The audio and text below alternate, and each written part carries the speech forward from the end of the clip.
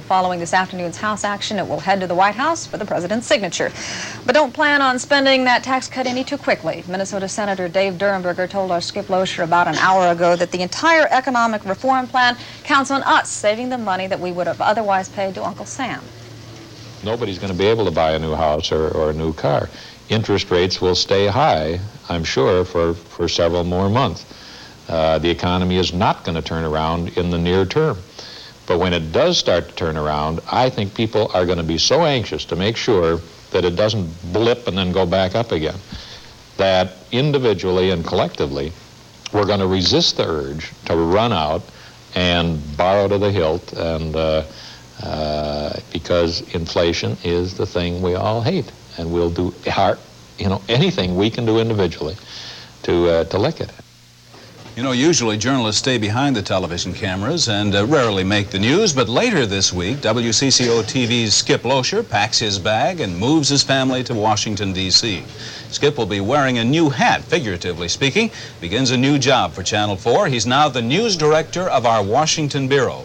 And that new assignment is the beginning of a new era in local programming, not only for Skip Loescher, but for all of the broadcast industry. Yes, indeed. It is the first time a Minnesota television station has had a permanently stationed news crew in Washington to find out what the federal government is doing to us and for us. As a matter of fact, throughout the entire country, there aren't too many. No, there are very few. I mean, you can count them on two hands. It makes use of satellite technology, right? That's right. All of the reports will go from Washington, D.C. to 22,600 miles above the equator and back down to Minnesota faster than you can blink your eye. Now, you're not going there alone. No, I'm not going there alone. Scott McLean will be our production coordinator in Washington, responsible for everything from the inception of the video on videotape to start with through the technical coordination of the satellite feeds. What sort of reports and how frequently can we expect them, Skip? Starting in October, Bill will be broadcasting live on the 5 p.m. report regularly, Tuesdays, Wednesdays, and Thursdays of each week, irregularly on other newscasts depending on the stories.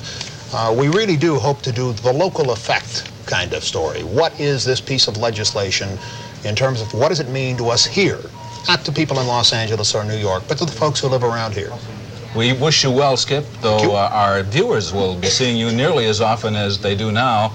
We'll miss you right around the Channel 4 I will studio. miss being here, and I certainly will miss living in Minnesota, I'll tell you that much. Godspeed to you and your family, Thank Skip. you, sir.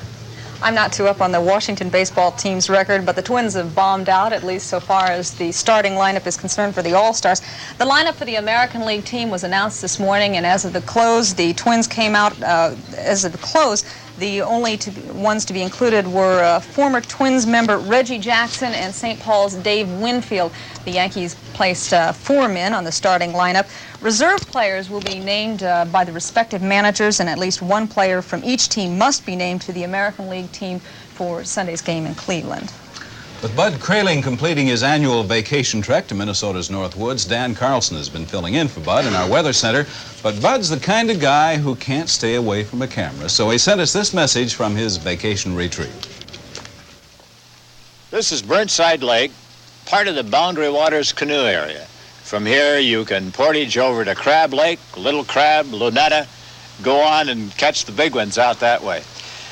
In a couple of weeks, though, it'll be getting a little cool for canoeing, maybe a little rough as the winds swing out of the north, and I'll be heading back to Minneapolis and St. Paul to join Debbie Ely and the rest of the gang for the noon report. So I'll be back in Minneapolis, St. Paul, talking about that kind of weather on Monday, August 17th.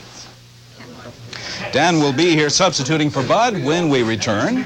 And we'll find out how the airlines are deciding which flights to take off when our travel specialist, Bill O'Neill, files his second report. That and more on the noon report.